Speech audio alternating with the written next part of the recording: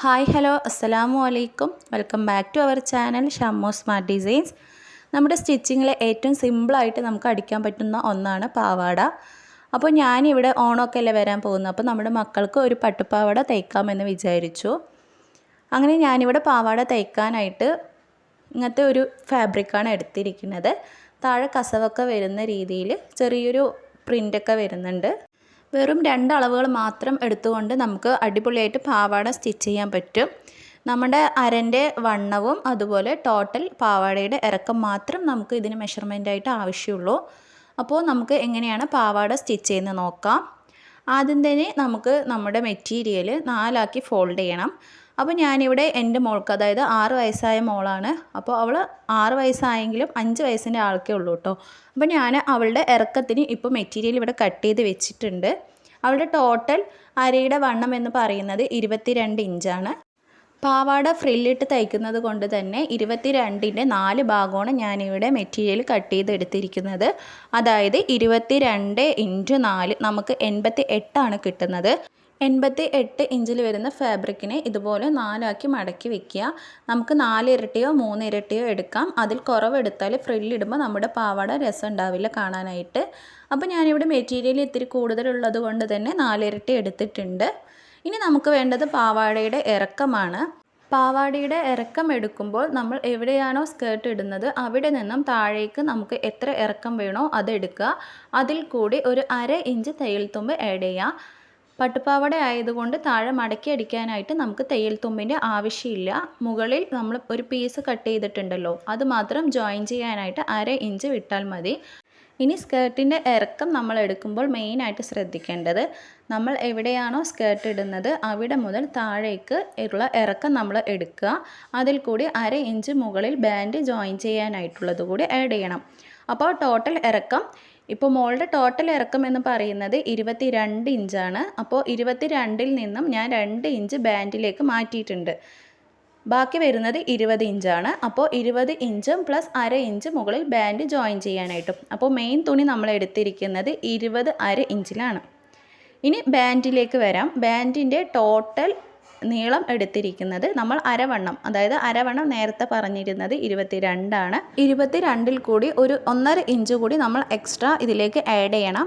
അതായത് 2 സൈഡും നമ്മൾ 1/2 ഇഞ്ച് വീതം ഉള്ളിലേക്ക് മടക്കാനും 1/2 ഇഞ്ച് നമ്മൾ ലൂസും, അങ്ങനെ 23 1/2 ഇഞ്ചിലാണ് ഞാനിപ്പോൾ ഇവിടെ ബാൻഡിൻ്റെ നീളം എടുത്തിരിക്കുന്നത്.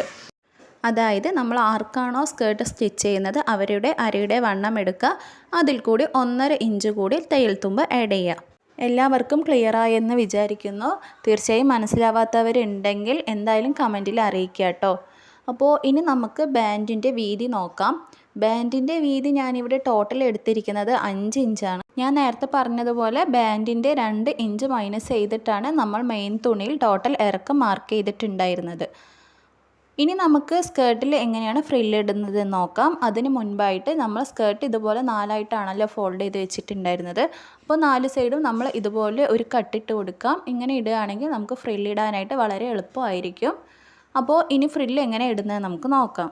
ഫ്രില്ല് ഇടുന്നതിന് മുൻപായിട്ട് നമ്മുടെ ചാനൽ ആദ്യമായിട്ടാണ് കാണുന്നതെങ്കിൽ പ്ലീസ് ചാനൽ ഒന്ന് പോയി കയറി കാണുക. ഇഷ്ടപ്പെടുകയാണെങ്കിൽ ഒന്ന് സബ്സ്ക്രൈബ് ചെയ്യുക. കൂടെ തന്നെ ബെൽ ബട്ടണിൽ ഓൾ തന്നെ കൊടുക്കുക. ലൈക്ക് ചെയ്യുക, ഷെയർ ചെയ്യുക, അതുപോലെ തന്നെ കമൻറ്റ് ചെയ്യുക. ഇനി ഫാബ്രിക് ഇതുപോലെ നിവർത്തിയെടുത്ത ശേഷം അതിൻ്റെ ഒരു എൻഡ്, അതായത് 4 ഇഞ്ചിലോ ഇല്ലെങ്കിൽ 5 ഇഞ്ചിലോ നമുക്ക് ഇതുപോലെ ചീത്ത വശത്തേക്ക് ആക്കിയിട്ട് ഒരു 1/4 ഇഞ്ച് വിട്ടിട്ട് നമുക്ക് 2 സൈഡും ഒന്ന് സ്റ്റിച്ച് ചെയ്തെടുക്കണം. അതിന് ശേഷം വേണം നമുക്ക് ഫ്രില്ലിട്ട് കൊടുക്കാനായിട്ട്. അപ്പോൾ ഫുള്ളായിട്ട് സ്റ്റിച്ച് ചെയ്യേണ്ട, ഒരു 4 ഇഞ്ചിൽ നമുക്ക് സ്റ്റിച്ച് ചെയ്തെടുത്താൽ മതി. ചീത്ത വശത്തേക്ക് ആക്കിയിട്ട് വേണം സ്റ്റിച്ച് ചെയ്യാനായിട്ട്, അത് ശ്രദ്ധിക്കുക. ഇനി ഫ്രില്ലിട്ട് തുടങ്ങാം. അപ്പോൾ നമ്മൾ അങ്ങനെ ഉള്ളിലേക്ക് മടക്കി സ്റ്റിച്ച് ചെയ്ത ശേഷം ഇതുപോലെ ആദ്യം തന്നെ നമുക്ക് ഒരു ഫ്രില്ലിട്ട് കൊടുക്കാം. അപ്പോൾ ഫ്രില്ല് ഓരോരുത്തരും ഓരോ രീതിക്കാണ് ഇടുന്നത്, അതൊക്കെ ഓരോരുത്തരുടെ ഇഷ്ടം. അപ്പോൾ ഞാനിപ്പോൾ ഇവിടെ എങ്ങനെ ചെയ്യുന്നതെന്ന് നിങ്ങൾക്ക് കാണിച്ചു തരാം.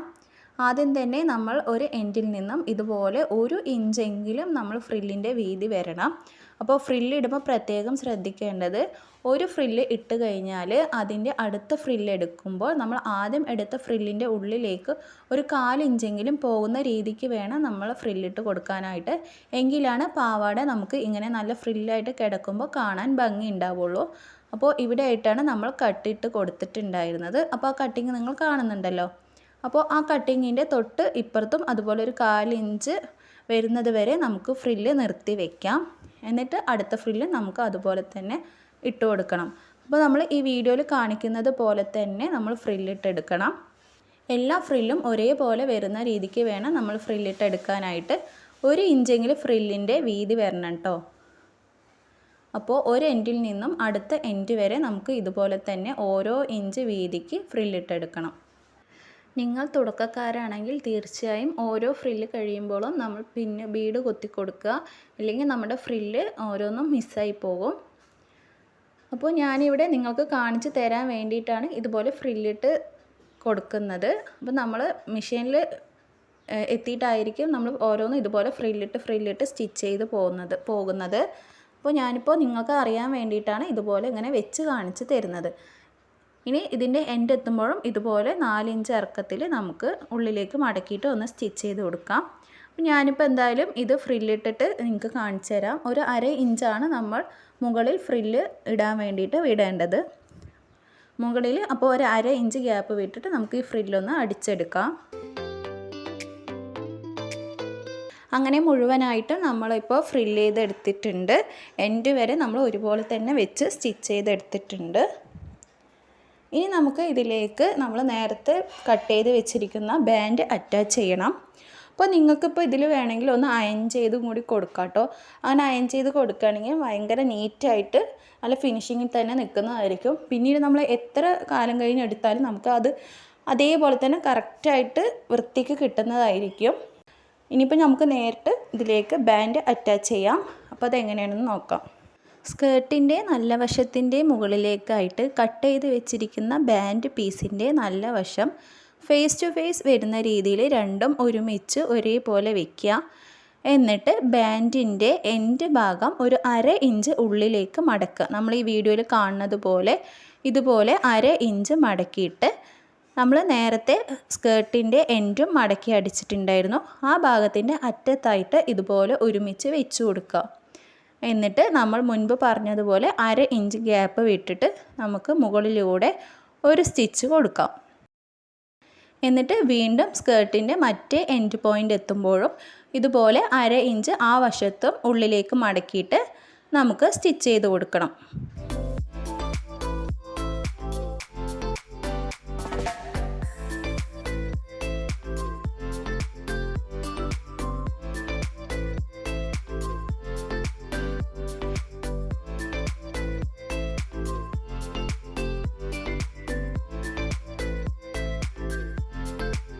സ്റ്റിച്ച് ചെയ്തെടുത്ത ബാൻഡ് പീസ് നമുക്ക് ചീത്ത വശത്തേക്ക് മറിച്ചെടുക്കാം.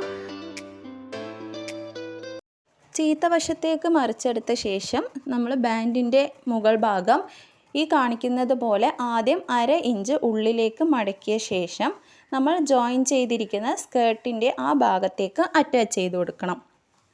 അപ്പോൾ ഈ കാണിക്കുന്നത് പോലെ ആദ്യം 1/2 ഇഞ്ച് ഉള്ളിലേക്ക് മടക്കുക. എന്നിട്ട് നമ്മൾ ഇതുപോലെ ജോയിൻ ചെയ്തിട്ട് ആ എൻഡ് ഒന്ന് കെട്ടിട്ട് കൊടുക്കുക. എന്നിട്ട് നമുക്ക് ആ അറ്റം വരെ ഇതുപോലെ തന്നെ ഒരു സ്റ്റിച്ച് കൂടി ഇട്ട് കൊടുക്കാം.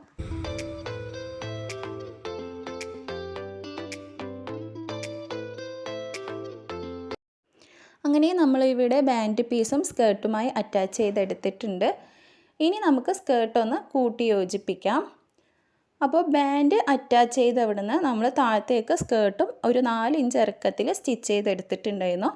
അപ്പോൾ മൊത്തത്തിൽ നമ്മൾ ബാൻഡിൻ്റെ താഴത്തേക്ക് ഒരു 1 ഇഞ്ചോ 1.5 ഇഞ്ചോ ഗ്യാപ്പ് വിട്ടിട്ട് നമുക്ക് ഈ 2 വശവും ഒന്ന് കൂട്ടി യോജിപ്പിച്ചെടുക്കാം. അങ്ങനെ സ്കേർട്ടിൻ്റെ ഫുൾ സ്റ്റിച്ചിങ് ഇവിടെ കഴിഞ്ഞിരിക്കുകയാണ്.